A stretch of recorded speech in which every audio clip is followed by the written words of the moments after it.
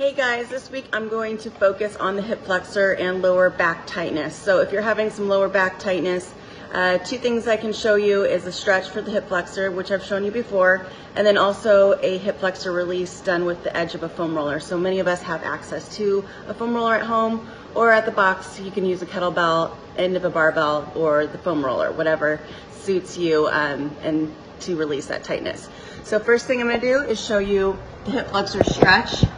So ideally you'll come into a low lunge, and instead of just leaning forward, you are going to scoop the tailbone under. So think about tilting the pelvis up towards the ceiling. So you're squeezing that butt cheek and holding for at least a minute or two. You should feel it all through your quad, and then also the top of the hip bone. So the hip flexor runs all the way up to the last rib, so it's located inside of your stomach.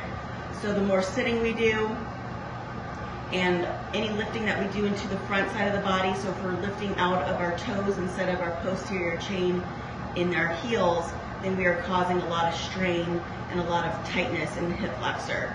It is connected to the last 5 vertebrae of your spine, so if your back is tight, it most likely is because your hip flexors are tight and need to be released by stretching or using a foam roller, barbell, or kettlebell. So next I'm going to show you with the edge of the foam roller, so it doesn't matter the length of the foam roller. You're going to find your belly button, come off to the side, and then roll it down so it's going into your hip pocket. So it's right above that hip bone. And then you're going to lay on the foam roller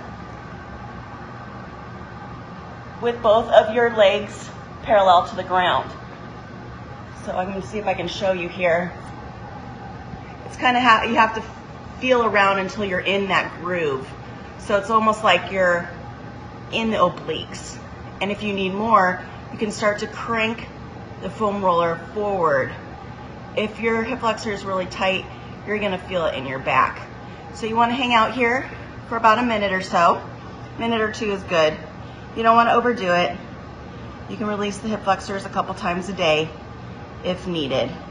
And one side might always be tighter than the other.